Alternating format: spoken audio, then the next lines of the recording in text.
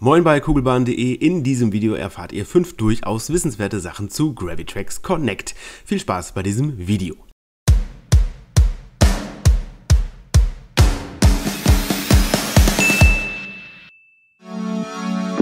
Wenn die Powerteile blinken, dann ist klar, hier sind in Kürze die Batterien am Ende. Ja, nicht unbedingt. Ich war nämlich ziemlich verwirrt, als plötzlich alle Teile geblinkt haben. Vorher habe ich bei einem Kommentar noch rumgetönt, die Batterielaufzeit sei eigentlich kein Thema bei den Sachen Karma. Nein, einfach eine Sache des Modus, der in der App und in Python aktiviert wird. Denn befinden sich die Steine im Bridge-Modus, ich habe mir irgendwie das Wort Bridge für den Connect-Stein eingemeißelt, weil der in Python auch so bezeichnet wird.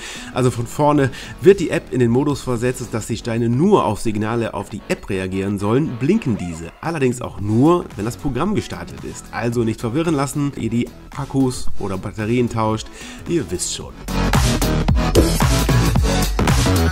Ein zweiter Hinweis zum nur auf die App reagieren Modus: Wenn ihr ein Programm erstellt habt, was nicht im Loop- oder Wiederholungsmodus läuft, also nach dem Ablauf der Befehlsfolge endet, dann reagieren die Steine umgehend nach Ablauf der Befehle wieder auf sich selbst, egal welcher Modus aktiviert ist. Das ist natürlich erstmal verwirrend und hat mich bei der Oktoberfestbahn doch erstmal vor einige Hürden gestellt, weil das Ende einfach nicht funktioniert hat. Wenn ihr den Wiederholungsmodus also nicht aktivieren könnt oder wollt, fügt am Ende noch ein paar Blindbefehle ein, damit sich das Programm nicht vorzeitig beendet und irgendein Unheil geschieht. Nochmal der Wiederholungsmodus.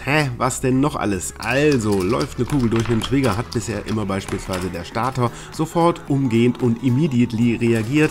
Im Bridge-Modus, schon wieder, also im Nur-App-Modus funktioniert das alles irgendwie, als säße man in einem Glas Honig. Die Reaktionszeiten sind etwas träger. Wenn also erst 2 Kugeln durch die Switch nach links laufen sollen und die dritte nach rechts, baut den Trigger dafür nicht zu dicht an die Weiche, denn sonst laufen alle 3 in eine Richtung.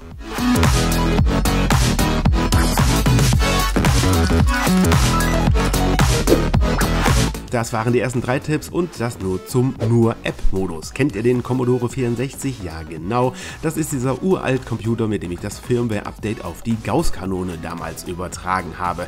Der hieß C64, weil er 64 Kilobyte Speicher hatte. Nun haben moderne Smartphones, auch die günstigeren Geräte, ein Vielfaches an diesem Speicher und sind auch noch um mehrere Gigaflops schneller. Trotzdem gelangt die App bei der Zahl von 64 Befehlen an ihr Limit. Wollt ihr also 70 Kugeln mit dem Starter in die Bahn schicken, dann werden zwar alle abgearbeitet, aber auch nur, weil die Steine nach Ablauf des Programms wieder auf sich selbst reagieren, was dann an der Geschwindigkeit bemerkbar wird.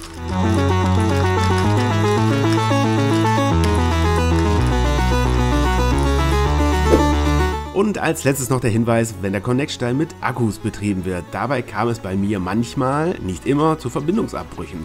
Mit einfachen, normalen Batterien ist mir das noch nicht passiert. Wenn ihr also immer mal Verbindungsabbrüche vom Handy zum Connect-Stein habt, dann könnte es an den Akkus liegen. Okay, ich hoffe, das waren ein paar nützliche Hinweise zum Gravitrax Connect Stein. Wenn ihr auch noch welche habt, dann als rein damit in die Kommentare. Lasst ein Like für das Video da, abonniert Kugelbahn.de und klickt die Glocke, denn dann werdet ihr informiert, wenn es hier ein neues Video gibt. Und tschüss.